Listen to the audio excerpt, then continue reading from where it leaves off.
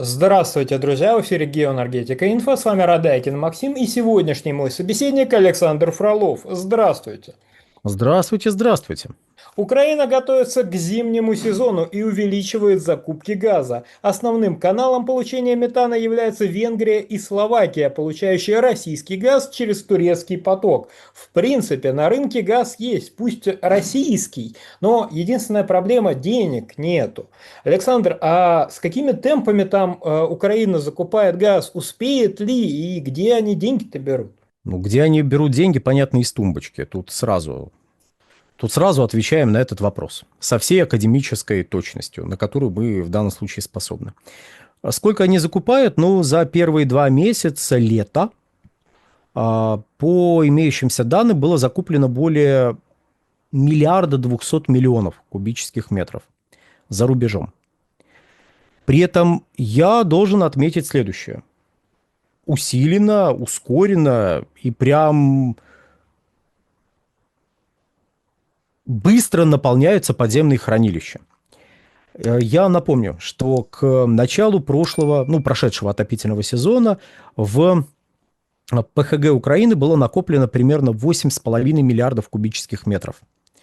После окончания отопительного сезона в ПХГ оставалось чуть менее 700 миллионов кубических метров. То есть отобрано было где-то, если округлить, 7 миллиардов 800 миллионов. 8,5 накопили, 700 осталось, 7,8, значит, отобрали. По идее, чтобы просто восполнить отобранное, надо закачать где-то 8 миллиардов кубов. Примерно 8 миллиардов. Чтобы пройти следующий отопительный сезон при условии, что он будет таким же по объему потребления, как прошедший. При том, что прошедший отопительный сезон был, не сказать, что выдающимся с точки зрения объемов потребления, но, с другой стороны, и накоплено было рекордно мало к его началу. Сейчас, когда мы записываем это видео, это начало августа, в ПХГ Украины более 4,5 миллиардов кубов накоплено. Это означает, что с момента окончания отопительного сезона удалось в среднем в неделю закачивать где-то 290, чуть более 290 миллионов кубических метров. А это, в свою очередь, означает, что при сохранении таких темпов закачки к началу отопительного сезона, если он начнется, где-то в районе 43-44 недели года, Украина будет иметь в подземных хранилищах чуть менее 9 миллиардов кубических метров. Не ровно 9, до 9, около. По идее, этого должно хватить, чтобы обеспечить стабильные поставки газа в течение отопительного сезона при условии сохранения тех объемов потребления, которые наблюдались особенно в январе-феврале 2025 года. То есть в рамках прошедшего отопительного сезона, но я в данном случае предлагаю ноябрь, декабрь не учитывать, потому что в ноябре и декабре была другая схема поставки газа. Сохранялся транзит через Украину российского газа, это значит было проще покупать, если что, газ, отбирать газ, закачивать газ, а теперь приходится физически закачивать газ из стран Европейского Союза. Таких стран 3 на данный момент. Это, собственно говоря, Словакия, это Венгрия, это Польша. Есть возможность какие-то объемы покупать через Румынию, но это, мягко скажем, настолько не выдающийся даже потенциально канал поставок, что мы его, просто проигнорируем. В принципе, можно было бы вычеркнуть и Польшу, потому что там есть ограничения по пропускной способности газопроводов. Не сказать, что у самой Польши какой-то огромный избыток. Я, кстати, предлагаю в рамках этой темы напомнить, что не так давно была новость о том, что в Польше крупнейшее открытие газа. Просто невероятные объемы газа были найдены в Польше. Я думаю, многие из вас видели такую новость в российских СМИ, потому что многие эту новость подхватили, так как эту новость опубликовали западные, в основном европейские СМИ. Как же, крупнейшие запасы в Польше, это что-то невероятное. Новости в Европе ссылались на сообщение компании, которая нашла эти запасы. И почему-то у нас никто не обращал внимания на важную приписку в самих вот этих оригинальных новостях, которые цитировали сообщение компании, которая эти запасы обнаружила. Крупнейшие запасы в Европе обнаружены за последние 10 лет. Почему это важно? Потому что там, мягко скажем, не так много запасов неразведанных осталось.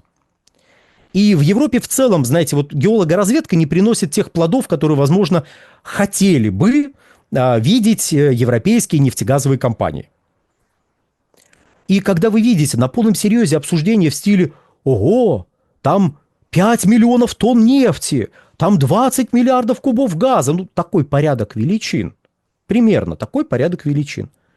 Это же какие запасы? Это какие запасы? Вы серьезно? И у нас на полном серьезе про этот мизер пишут. Вот если вдруг вы прочитали такую новость, и у вас отложилось, что там какие-то запасы прям невероятные были найдены, все нормально, это крошечные запасы, абсолютно ни на что не способные повлиять, но для европейской, особенно для польской нефтегазовой индустрии, это очень важное событие.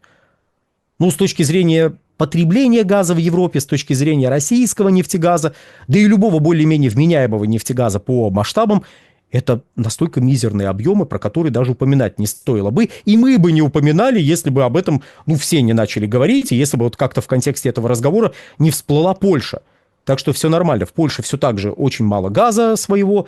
Там добывается газ. Где-то 4-4,5 миллиарда кубов в год из 15-20 миллиардов, которые там потребляются. Кстати, в Польше, скорее всего, будет увеличиваться потребление газа в ближайшие, теперь уже, видимо, 2 десятилетия, потому что там уже идут разговоры о том, что, мы сейчас сократим установленную мощность наших угольных электростанций и полностью от них избавимся году к 50-му. Удобно, да, к 50-му году избавляться от угольных электростанций, от вас требуют быстрее, а вы к 50-му.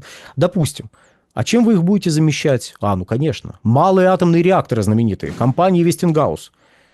Сколько малых ядерных реакторов у компании Westinghouse? 0? Какая неожиданность.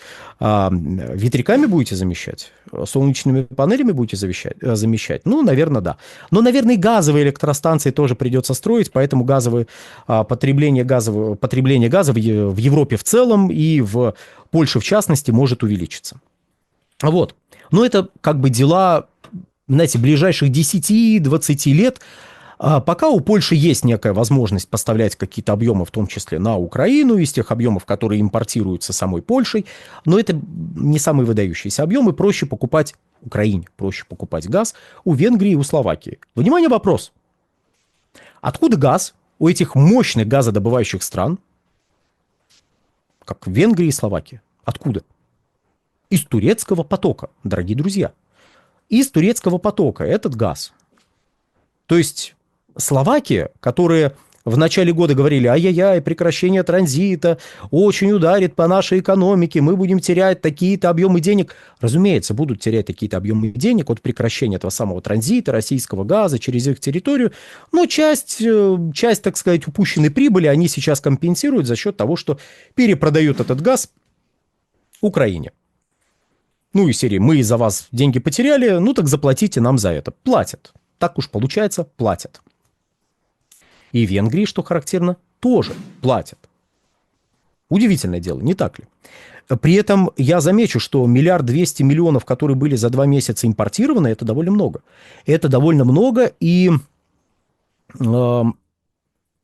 понятно, что если мы берем...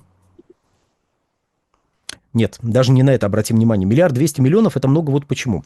Предыдущие 2 года Украина импортировала 1-2 миллиарда кубических метров в год. А здесь за 2 месяца вы уже больше, либо половину годового потребления, либо, если сравнивать с другим годом, собственно, больше годового импорта. Это много. Это много, и это происходит как раз за счет начала физических закачек со стороны Европейского Союза. Сложно это? Безусловно, это сложно. А сложно ли поставлять газ конечному потребителю? Безусловно, сложно поставлять. Понятное дело, что люди... Вот понимаете, если абстрагироваться от текущего контекста, в котором мы живем, в котором мы вынуждены говорить про вот эту вот украинскую газовую тему, то украинские газовики, то есть непосредственно люди работающие, не руководство «Нафтогаза», не руководство оператора газотранспортной системы Украины, а вот люди работающие прям, вот которые, за счет которых функционирует эта система, они там, ну, они молодцы, они показывают себя как таких хороших, крепких профессионалов.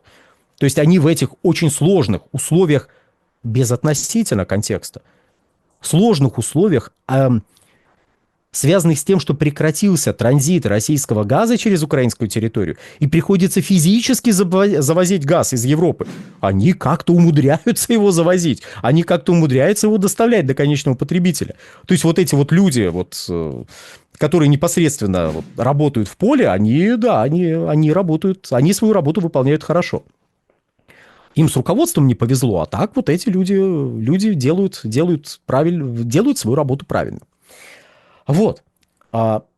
Вопрос главный. Сколько в действительности потребуется газа Украине в следующем отопительном сезоне? Не получится ли так, что наступит холодная зима? Не получится ли так, что ввиду ограниченности предложений на мировом рынке, которое только-только, может быть, начнет как-то сокращаться в начале 2026 года, вот не получится ли так, что холодная зима, рост спроса в Европейском Союзе, ограниченность предложения, рост спроса, если холодная зима, в Азиатско-Тихоокеанском регионе приведет к тому, что объемов поставок газа для Украины, точнее, того газа, который нужно будет Украине импортировать, не будет. Есть такой риск? Безусловно, есть.